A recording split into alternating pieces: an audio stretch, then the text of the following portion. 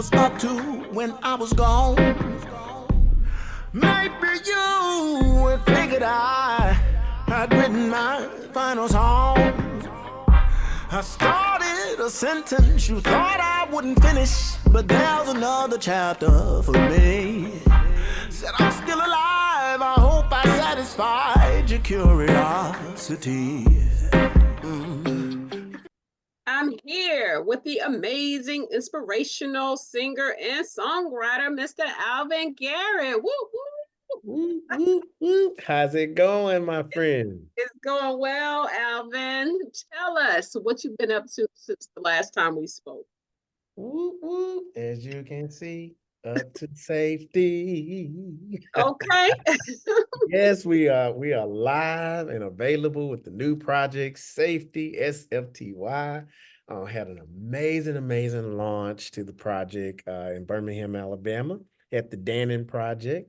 It's great. And, people can, follow me on social media to kind of get a glimpse of how this thing is going to roll, but hopefully they take a listen and get on this journey to safety with me.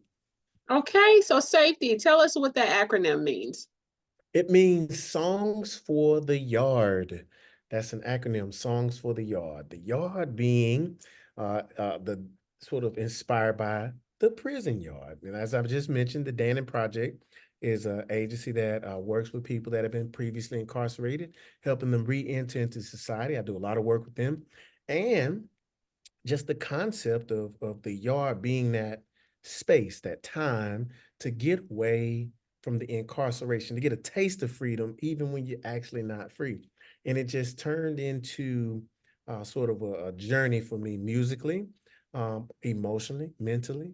And this project captures that. And it's really inspired by a lot of stories and encounter, shall I say, with people who I've gotten close to with over the years working in this capacity. And so it's a really interesting and unique approach to music. I mean, it is. You're very thoughtful with your songs. And I went in and looked at all of your albums, and they are reflective of just certain spaces in life. So, Mhm. would this be one of your favorite projects out of all your albums? I must say that it is. I must say that it is. This project, I think, is one of my more empathetic projects Hmm.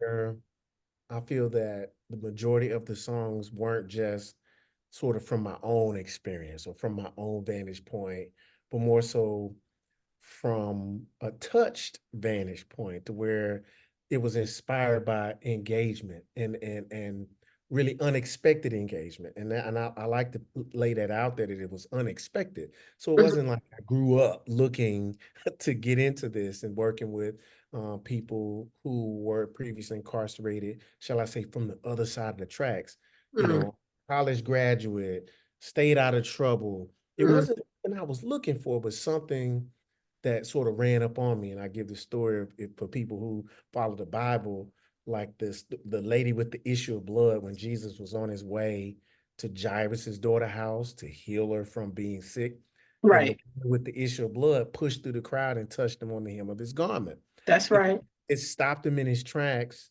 when nobody else noticed and they was wondering why. Why are you stopping? We're headed somewhere. And he said, "Who touched me?"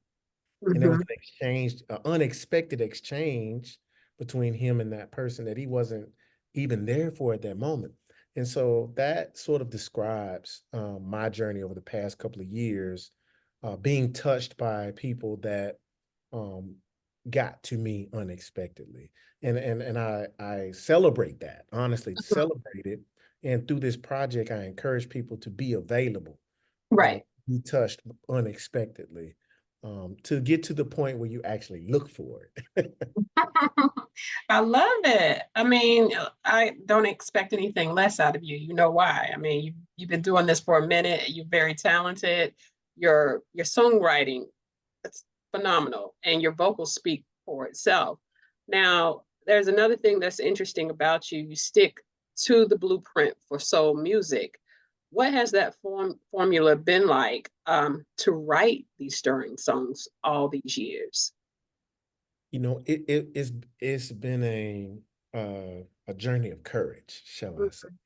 because on one side I have my gospel roots pulling at me saying, go gospel. We hear Hmm. you. You got the anointing, you got the oil. You know, we can tell you got that preacher in you, you Right, know. So that's pulling at you to just go over there. right, And you know, of course, my background in writing, I've written, you know, hit records in the gospel world. So, you know, just go gospel.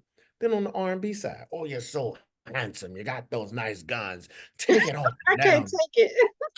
Let them, you know, sell it. Come on, get it, make it sexy, man. Give it to them. Right? So Can't you take got the, you got this pull from both directions saying go all in with the R&B and if you want to make it, you know, do what people want, you know what I'm right, saying? right, Give the ladies what they're looking for. Give God what they're looking for. And I'm saying I'm gonna give the people what I'm feeling, which is a bit of both, right? right. I'm gonna stay right here and be me. And that is a courageous journey when you say, y'all pulling on me from the left and the right, but I'm gonna stay in Right. the middle and be who I am. Love me, not, it don't matter.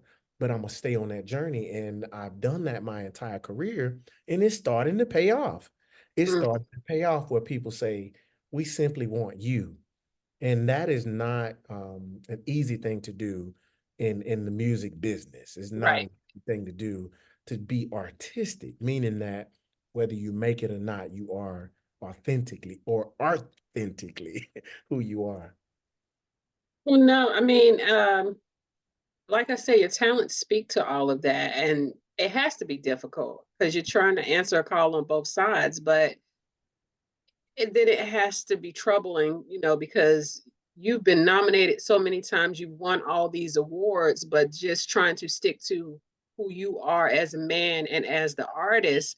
Like, okay, I know I can get here or go touring over there with Usher if I did this way, but I'm going to stick to what I know. That has to be difficult for you.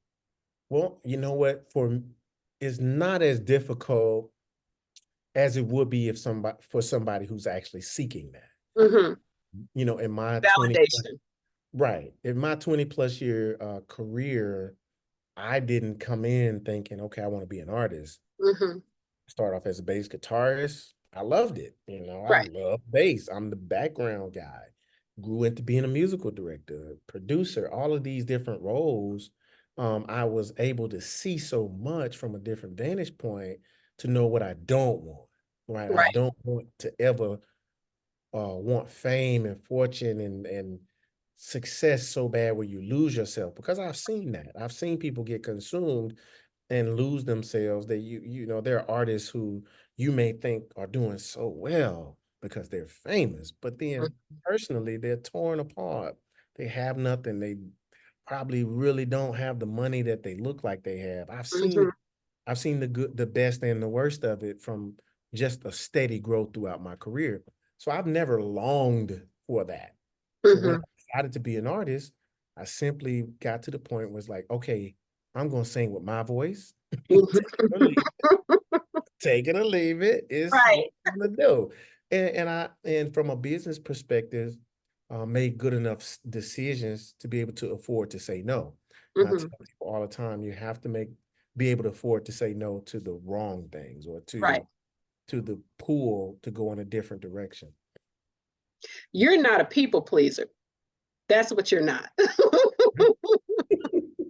was like, the devil is a liar. Yeah. So, do you think social media has made R&B defunct in terms that the young crowd is singing more with a popish undertone, or does rhythm and blues still have a place? And why do you think that?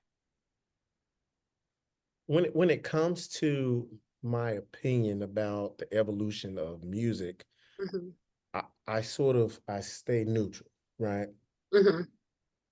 I have no right to tell anybody else what to choose when it comes to how they use their voice, right? Right. So I will always stay in that place.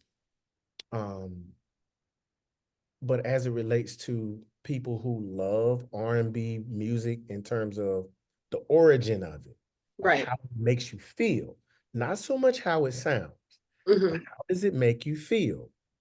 There is always a place for music that makes people feel something. And so I choose to tap into that feeling of introspect, Right. something that's common that you may see around you, or you may see on the news, or you may feel in your heart that maybe you don't know how to say. Because to Hmm. me, that's what R&B music does. If you a guy want to rap to the ladies or tell the woman how you feel about it, but you don't have the vocabulary or you're not poetic, there's a song that should speak for that. Old Facts. school R&B would do that, and it still does. Whereas maybe modern day R&B doesn't give you that because it's not talking to women the same way that older music used to. So I feel like, hey, I embrace the younger thing. You talk how you want to talk, but as for me, I'm gonna speak to the part of people that is not dead. The Right. desire to hear about free time, the desire to say, man, I got so much bottled up. I'm about to pop on y'all, right? Touching on things that folks ain't singing about because that's what used to happen. You know, Right. R&B music. Like, oh man, I was feeling that. That's what I was thinking. You know what I'm saying? So I don't think that social media has changed R&B music.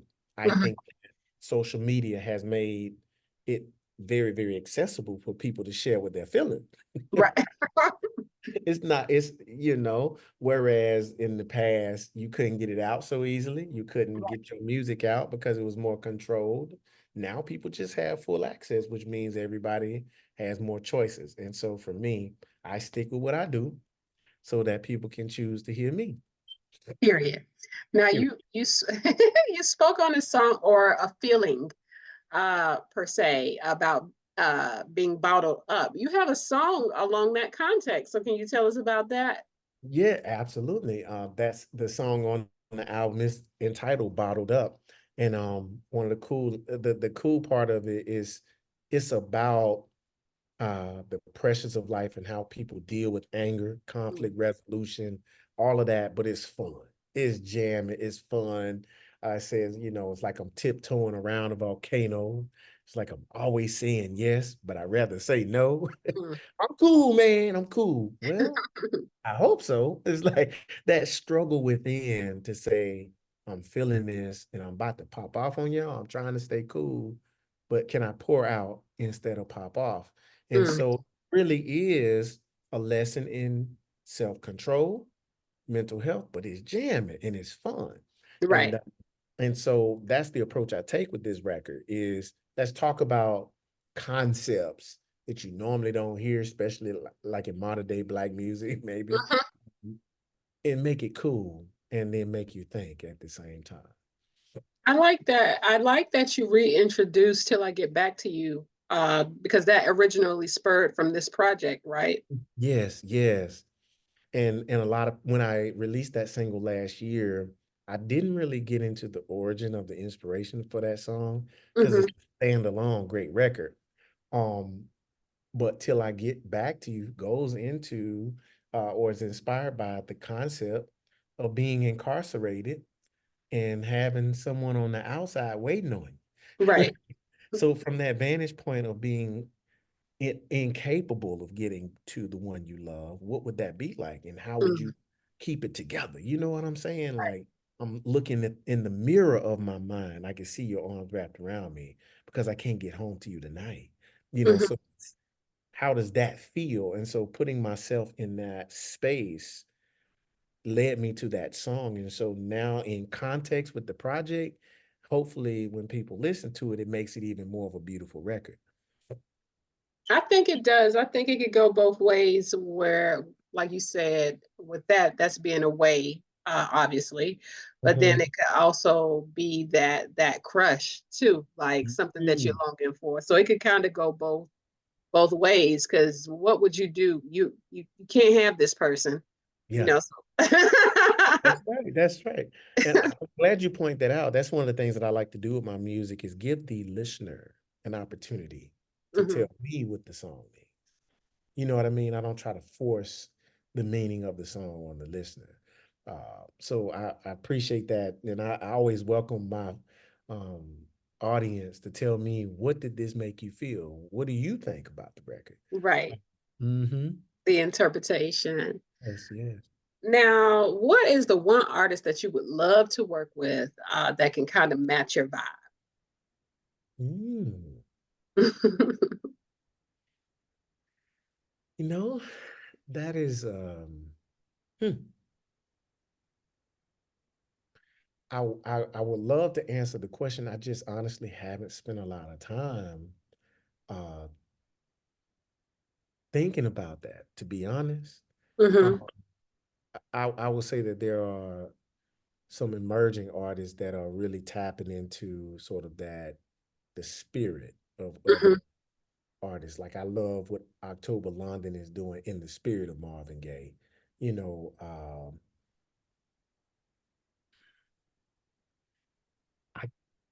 I can is it okay if I say I don't have anybody That's right okay. now? I'm just saying, I mean, to be honest, I wrote and I spent so much of my career seeking to write for other artists Right. that I allowed myself to say, this is about me. Oh, yeah, I get it. That this phase is about me, and I have young people now, be Hmm. honest, through my songwriting program, I aspire for young people to tap into what I'm doing, right? So when I work with the at-risk youth at the Dannon Project, and as I travel, got plans to work in other communities, working in Chicago with an organization where young people have an opportunity to get into the vibe and share themselves. So these are unknown. These Right. are everyday young people who are learning how to write, how to express themselves. In my heart, I'm more excited about that than I Right. am about any one specific artist working with me, but more so spreading my thought process and my approach to music to other young people. Now, that I'm very passionate about. Right. Well, I mean, you don't need, like you said, you've done a lot with everybody, so you don't need to work with anybody. But, you so, I'm sorry. No, you go ahead. You go ahead. Oh no, I was just saying that if there was a R&B singer who could match your vibe, and it's only one that is, I can't think of his name, and he's a white guy. Who is that? Tell me who it is. Maybe I'll look him up. Man, I think y'all would make a, if you had to collaborate with another artist, that thing would rock just because of your Really? style and his style. I can't think of his name right now, But but when you do, let me know because I absolutely love working with other artists. I just think that it'll come back around where oh, it's not the time. yeah, it's right. It's not that season for me right now. It's not the time. You're putting out new material. You're working with the youth. You're shining spotlight on I don't want to say prison, but just the other side, which is not something that we get to hear about every day, and you did it through song. So I think that is very interesting per se. And I think we spoke about this before, just how you tapped into different personalities to do this record. Now, do they know they were inspiration? Yes, yes, yes, actually. Um, because I mean, to be honest, I actually talked to um a lot of we call them the participants. We don't call them clients, they're Right. participants.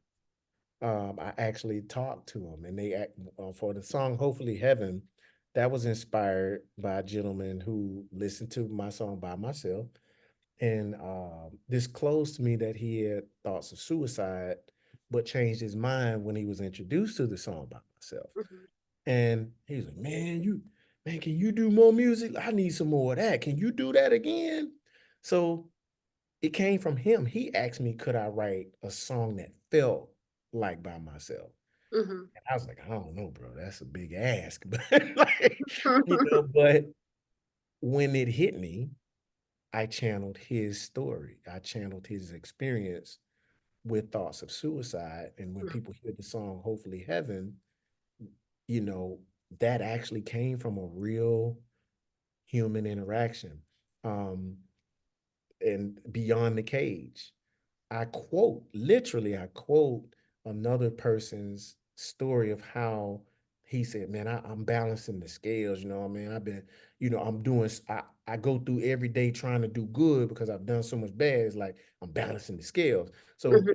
he speaks of redemption in terms of making good choices to balance out the bad ones. So he's conscious that every day I'm balancing my scales. So when I say I keep trying to balance my scales, but Right, I'm failing to lose my tail, meaning that I'm doing better with my life, but my past keeps running me down.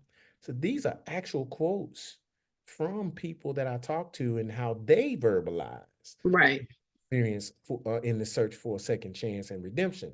So, and I tell them, and even in my release event, I did some documentary presentation. mm, So shot videos and presented them, brought them up on stage, told their stories. So they know that they inspired this music, and I want the world to know who they are and to bring more people onto that platform to share their stories because I do believe that in order to uh, make change, you have to humanize right, people. They're not statistics; they're stories, right, and music can soften the perception of human beings if you use it for that purpose. And so I'm committed to that because I was touched, and I'm honest to say that, like I said earlier, it wasn't conscious to me at first. right, So right, right. it caught me off guard, and I learned about the love of others when you become the solution. It did more for me, in my opinion, than I've done for them. Uh-huh. And I can honestly say that I have been more touched and changed than maybe what I've done for them. And that's the beautiful part of this album, this space I'm in, is that I've been so touched. A young lady who's white, ex-felon, from the LGBTQ community. She calls me dad. Mhm. She was a part of my presentation. And when she had every first that she has, she said, Dad, I just got my first car. What do I do? I want to celebrate it with you. Hey, Dad, I just had my first car accident. I've never had to call an insurance company before. But her father passed and she got caught up in drugs. But when she got out and met me, I became her new dad. And Mhm. so and she's not a gay daughter, she's my daughter, period. Right. And she calls me dad because she feels loved and I need somebody that I can talk to about life issues that I don't understand. And Bottled Up reflects her story. She said, this is the first time in life for so long that I've dealt with my issues without using drugs. Mhm. And so getting through that time in her life, she's like, hey, you my dad, you helped me get through this. And so um I'm that did a lot for me. Right. It did a lot for me. And so I encourage people to build relationships across those barriers Mhm. because it really fills you up and builds you up when you become someone else's solution. They become yours.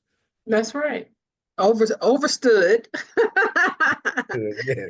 Now, with this album, and I know this is written for other people and mostly about other people, but if there was a one song that you could identify with on this album, what would that be?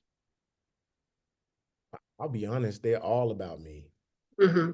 Wow. I mean, absolutely, they're all about me, but inspired by people who made me see myself. Hmm. Um, the one song that I would say is the most personal is the first one, I'm Still. Hmm. So that song, I'm coming out the gate swinging, because while I was doing this and getting into something new and different, I wasn't on the hustle and the grind for the music industry. And so Hmm. it was this whole, where is he? And, you kind of hear whispers and you see people, talking about you and not talking to you.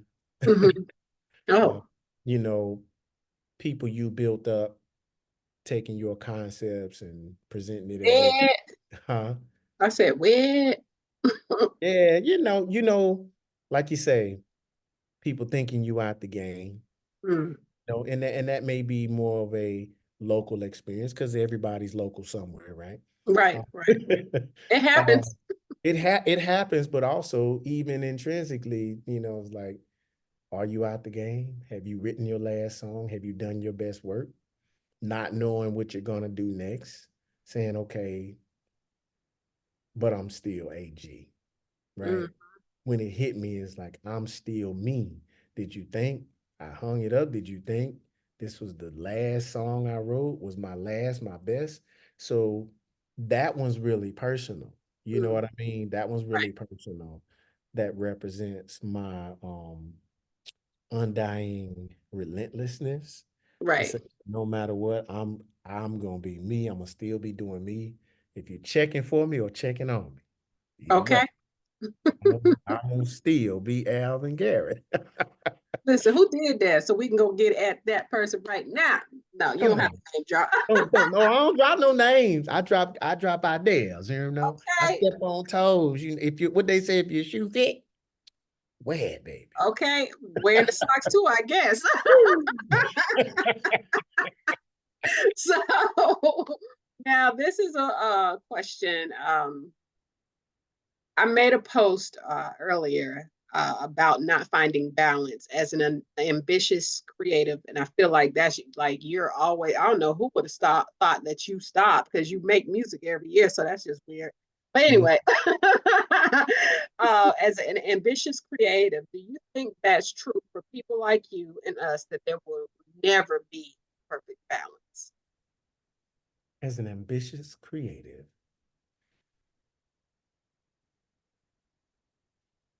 do I believe that there will never be perfect balance? Yes, because you're Hmm. a father too. Like Mm-hmm. you have so much going on, but then when you look at your quality of work, from the videos to the music, it is with a standard of excellence. So in Mm. order to have that standard of excellence, your focus has to be 100% on this, but you're not fully present over here. So do you think in your plight, will there ever be perfect balance? Okay. Now I understand. I think that there's maybe not perfect balance, but respectable balance. You know, number one is making sure that the people who you love and who love you, that they know that they're included in the journey, that they're Right. um, collateral damage to your pursuits. So, Mm, for instance, my daughters, when they got a little older, to where they would notice me missing something when they got into basketball, is when mhm. I down.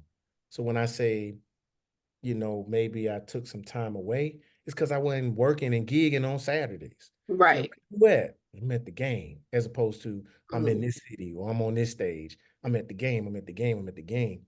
So when my oldest daughter played her first year of basketball, I never missed a game, right? And so Right. she can say, "Oh, my daddy was there." Right. Right. Right.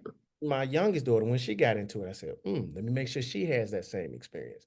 Now when I miss something, it's not you were never there, it's I understand. It's album promotion time. So Right. the balance is making sure that the people you love and that love you understand your journey and they Right. are inspired by it and not collateral damage to it. You know what I mean? Oh, yeah. So I spend that time with the people that matter the most, making sure that I'm going to do my very best not to step on you with my pursuits. And that's something I've never done. And Hmm. that balance to say, well, what are the intangible treasures of life that you don't want to trade in? And it's that, hey, where's my water? Can you bring my water up tonight? Or putting the kids to sleep or taking them to school that says, uh, when it's time to get so busy that Hmm. they feel like you were never there or that you love that more than me. So the balance is about the communication and the vulnerability to let those people know, you know, that they are part of the journey and not, you know, excluded from it. And I don't think everybody certainly in the music business takes the time to really explain that to the people that they care about. Right. I think you're right. I mean, I think NBA young boy just said he don't do the father thing. I was but you a daddy. What? So like, what you mean, bro? But now That's his choice. it is what it is. Hmm. Now, what more do you want to achieve with this album? Well, I feel like this album is a marathon, not a sprint. In full disclosure, I actually finished this project early last year and decided to wait to release it. Um, and honestly, I feel like it stands the test of time. It's a timeless record. It has timeless value to it, and I just want to take my time to make sure that people listen to it and listen to it over and over again. And so I'm not on this big, huge dead sprint expecting to get 1 million streams overnight. So I'm pacing myself, building some really creative promotions, what I like to call safe spaces where I'm sitting down with intimate crowd, doing small, intimate listening parties, as opposed to just getting on stage, taking a more paced approach to it because I'm in a paced kind of kind of vibe. And so Right. when I capture that, share that on social media. So I definitely encourage everybody to follow me at the Alvin Garrett on the social media platforms or go to alvingarrett.com to sort of follow me on this journey because that's what matters most with this album is that this time next year people really get it. Not that Right. they heard the album or that they streamed the music, but they get it, you know? I got it last year. Yeah. See? So, with the documentary, I think that is an amazing thing that you have started. How can they tap into that? Oh, well, like I said, right now we're building it, and as we move around, making more stories, we'll be presenting sort of nuggets, right? Nuggets, and it's not ready for broadcast, but that's a part. That's the next phase of my aspiration is to Mhm. actually have a product that maybe can go to Netflix. You know what I mean? But right Right. now, I'm going to be capturing like mini shows and nuggets that will be pre-presenting on social media, YouTube, and that type of thing as a part of the promotion. Just letting Mhm. people into the inspiration for the project, as well as the connections that'll be made along the way. And so just capturing everything, sharing everything, and giving people an opportunity to let their voice be heard through safety. And you will be doing song drops throughout the project, right? Or no? Uh, Absolutely, absolutely. We're actually promoting a new single. It's called Time Machine, Mhm. so you heard the song, but I have a video that I'll be dropping here real soon. Just a performance video, just letting people see the passion. You know, Okay. get up close, get up in the cheeks and see the pause, you Oh, know? okay. And I interestingly heard Time Machine well quite a few times. I mean, all the songs are about. It's not they move you, they're different it's different environments, different settings, different outcomes. But it's definitely something that everybody can kind of gravitate to. Like Till I Get Back to You is my favorite. Still Here, I overstand that. I identify with that as well. So I think although it came from a safe space, it normal people or people on this side can identify. So you did an amazing job. Thank you, thank you. Absolutely, I say it's personal, but it's universal, and that's what I want people to understand is this is about everybody. Like we Mhm. all have a yard that we need to get to. We just have to determine what that is. Right, That space that we go, that we get into for ourselves and for that free time. You right. know, song entitled Free Time. How do you do that for your own mental well-being? How do you identify what your traps are, right? Be it Mm. relationships, be it broken dreams, past trauma, these things become cages to you, spiritual cages, mental cages, literal and figurative cages. But how Mhm. do you get beyond that? What is that journey to find your yard, that safe space where you can say, you know what, my past trauma will not hold me back. That broken heart will not prevent me from falling in love. And Mm. so that is for everybody, but Right. your individual journey with that. So I definitely want people to understand that even though it was inspired by what it was inspired by, it's for you. Right. It is for you. Yes. I'm still here, like even in fitness. Yes, yes. Okay. I'm like, oh, what you think you're doing? No. So thank you so much. I'm on your Instagram. Can you tell viewers where to follow you? Yes, yes. At the Alvin Garrett. My dad is out that Alvin Garrett. I'm the Alvin Garrett. On social media, that's Facebook, Instagram, X. I gotta remember to say X. Oh, And alvingarrett.com. Alvingarrett.com is my website. And on all your streaming platforms, that's Apple Music, YouTube Music, Spotify, and Tidal, for people to go stream this album in addition to all my other bodies of work. And just go grab you a glass of wine and sit back and kick it with old Alvin Garrett and listen to all this great music. okay. And vibe. That's it. Yes. So thank you so much. Peace out. Wow, thank you. Ooh, think that I was up to when I was gone. Maybe you would figured I had written my final song.